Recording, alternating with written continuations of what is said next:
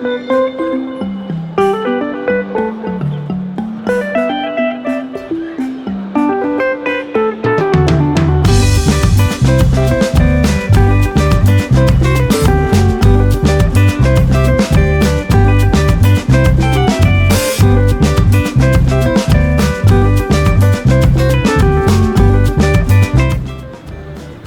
was another missed opportunity to get to know the African diaspora, their lives, and how they managed to set up their businesses in Paris against all odds. With all those threats and harassment, I thought of scratching all my African projects in Paris.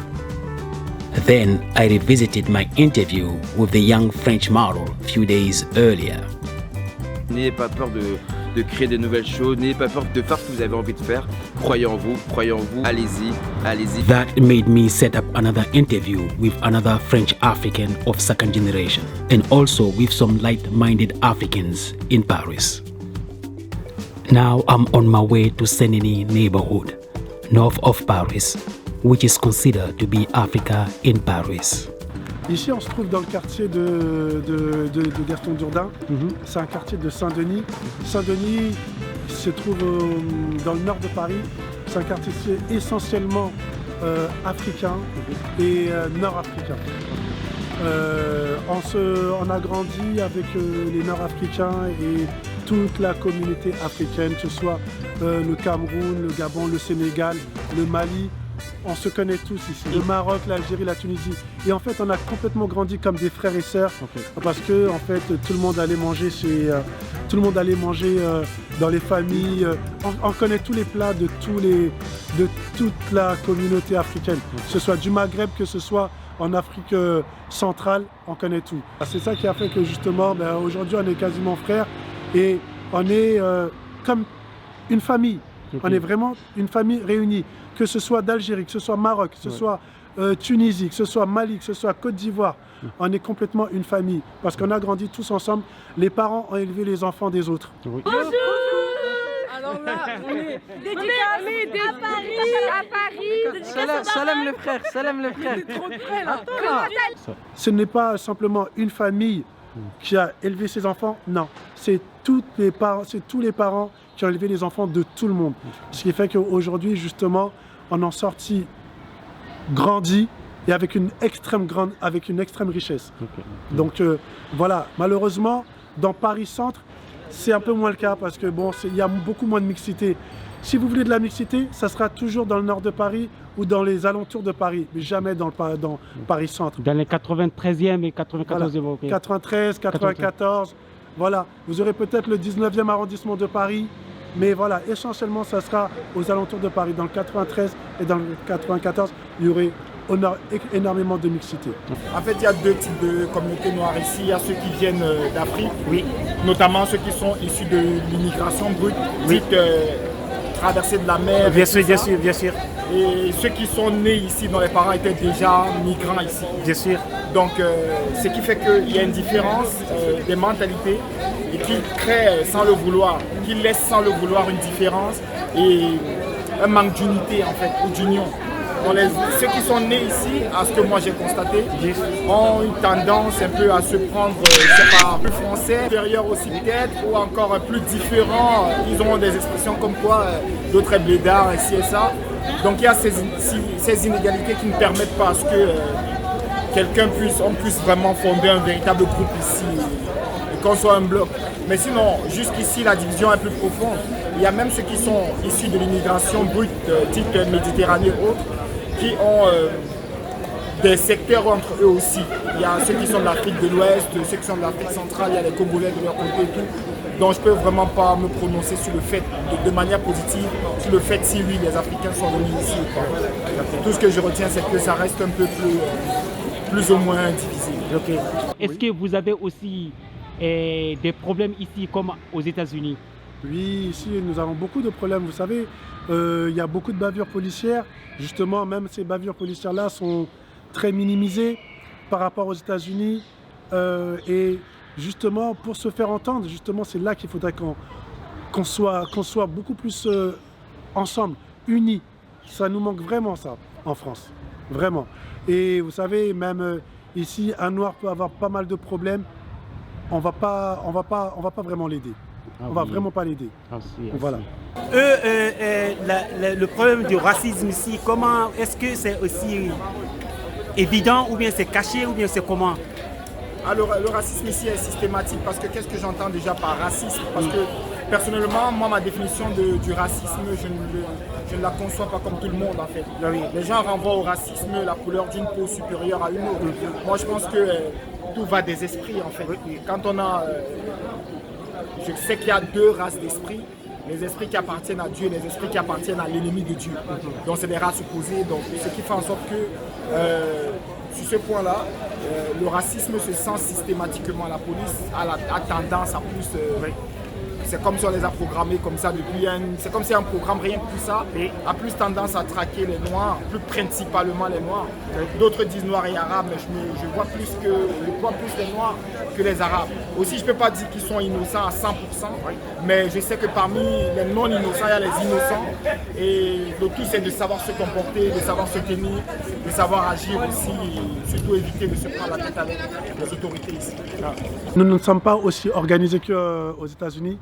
Parce que je pense que chez vous, vous avez effectivement beaucoup d'événements et beaucoup de personnes qui se sont battues pour vos institutions, pour les Africains, pour toute la communauté black. Mais ici, effectivement, on a beaucoup de problèmes aussi, mais je pense que c'est vachement minimisé par rapport aux États-Unis.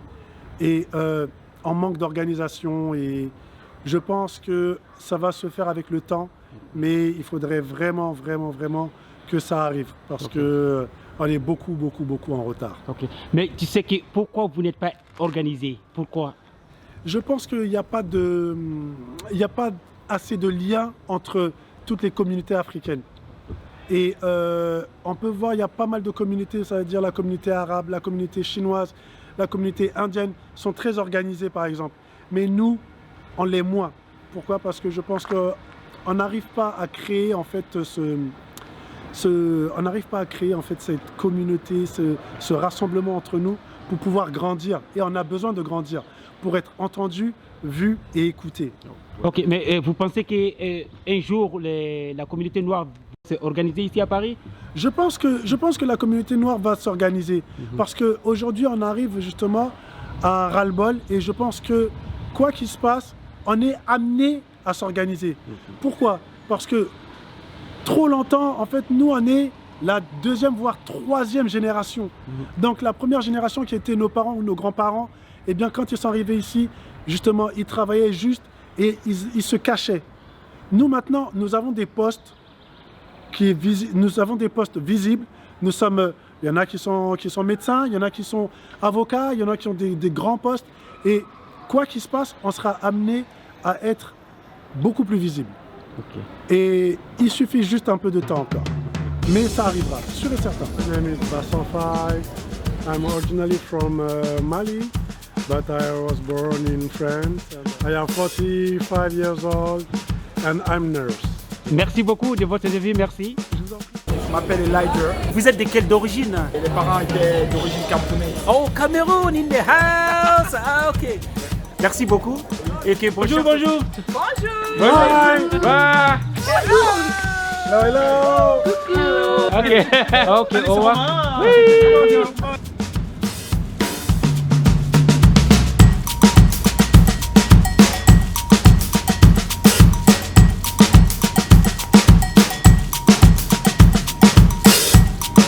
You know, they have a lot of African restaurants here, and I didn't even know about this restaurant. I was walking by, suddenly I saw the restaurant, and I said, oh wow, it's beautiful. I came in and checked inside.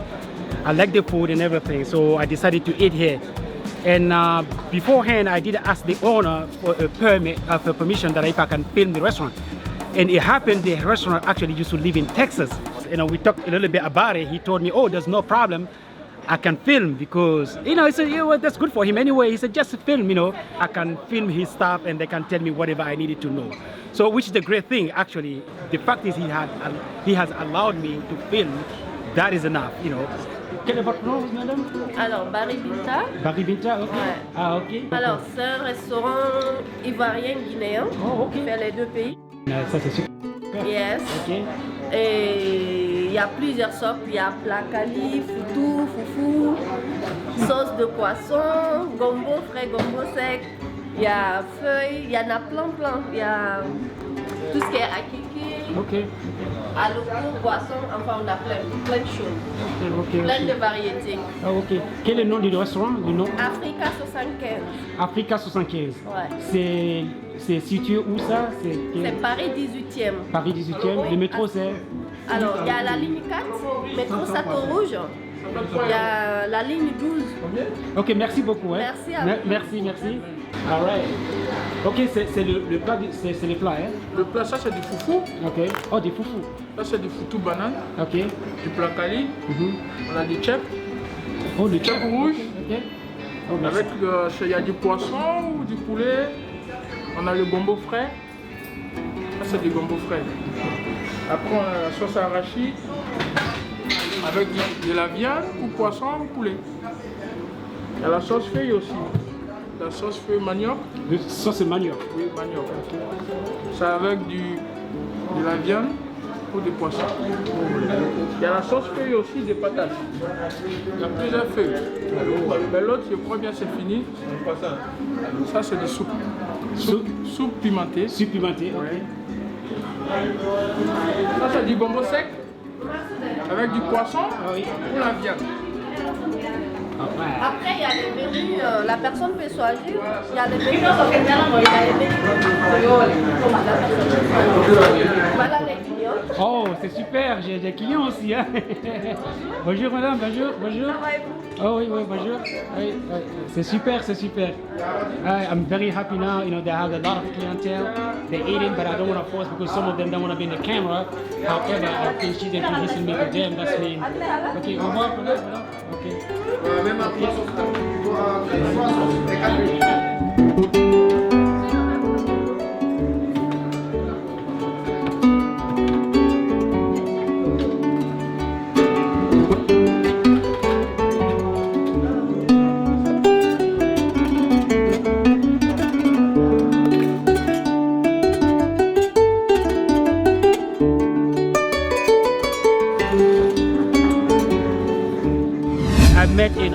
African artist here from Guinea.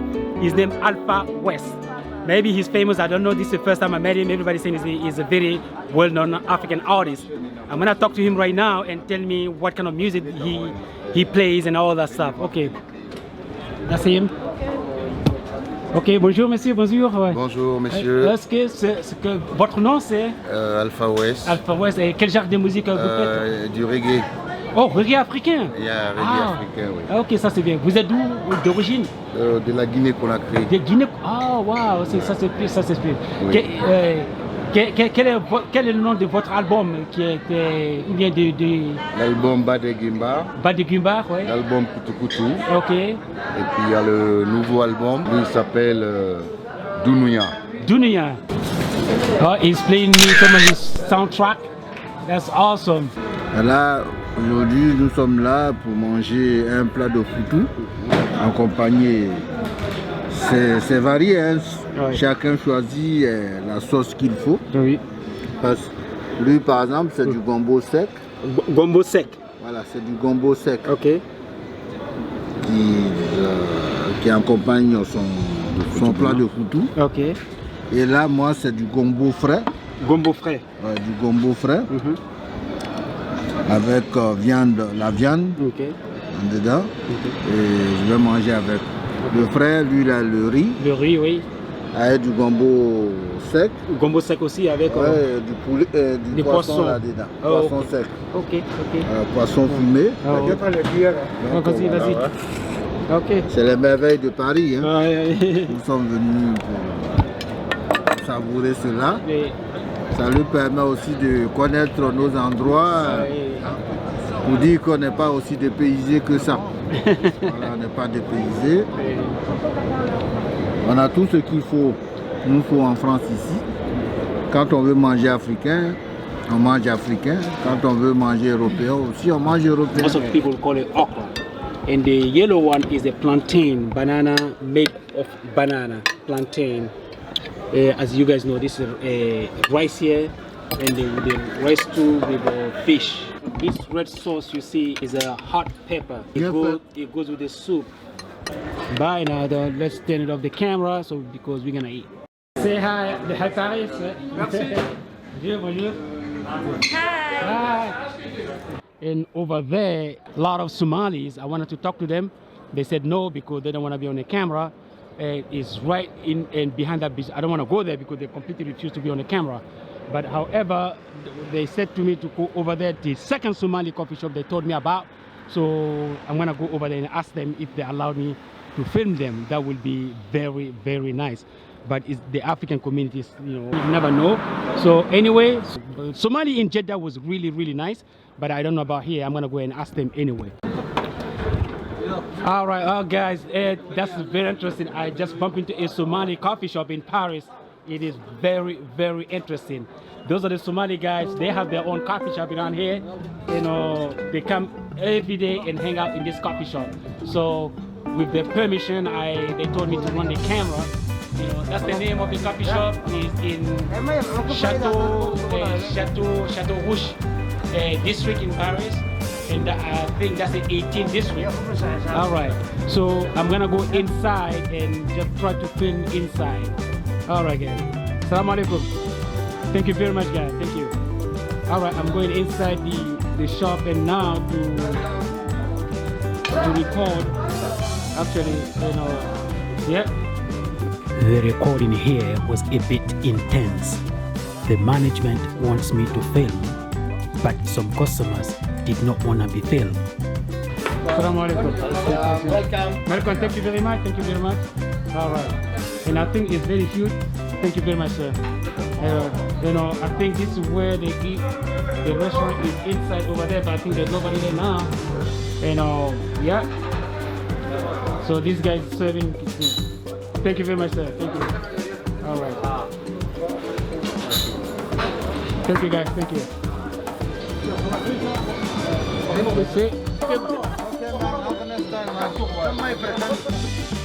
All right, this is an African shop. This guy has his own business here. He has a clothing business, so he's right next door to Somali coffee shop. Thanks to this man who recognized me on the street as a YouTuber, which prompted the Somali coffee shop owner to be filmed in the first place. That's right. There you have it. Those are the popular stuff, guys. Okay, brother. Thank you very much. Nice talking to you, man. See you on YouTube. Okay, then. Like and share this video. Okay, then, bye. And don't forget to subscribe because more videos on the way.